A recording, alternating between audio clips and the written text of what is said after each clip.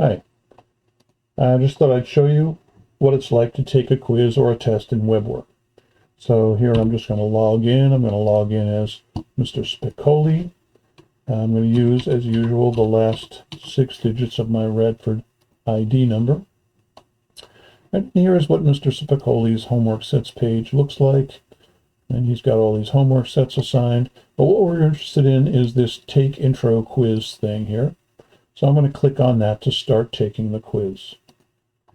Okay, when I do that, I see this kind of page, the title, and then some links here that allow you to move from page to page. Now, this particular quiz has one problem per page. So to get to problem 2, you'd go to page 2, and to get to problem 3, you'd go to page 3, and so on. Those sets of links are duplicated at the bottom, and then there are a couple of buttons called Preview Test and Grade Test.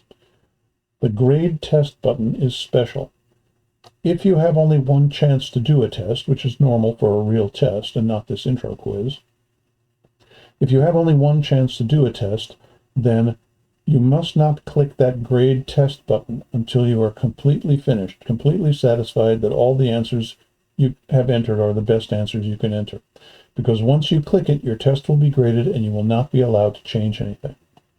On the other hand, in order for your test to count, you must click the grade test button before time runs out. And you can see up in the right-hand corner here that you can tell from the timer when time is running out. This was a 10-minute quiz.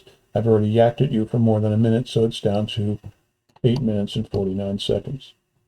Okay, so let's do a problem. This first problem, as a decimal, 3.2% is, well, what do? Move the decimal point 2 places to the left, and you get 0.032. Now, unlike the homeworks, there's no submit answer button. You just choose the answer you want and go on to the next problem. Okay, here's problem 2.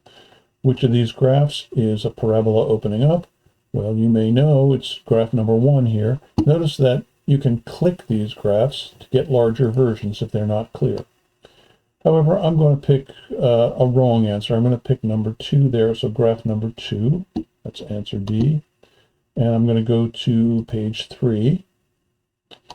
The mean of these 4 numbers, what would I do? Add them all up and divide by 4. And I think the correct answer there is 65. Okay, so now I've answered all the problems.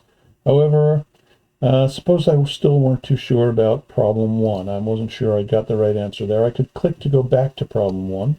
Right? Don't use the browser's back button.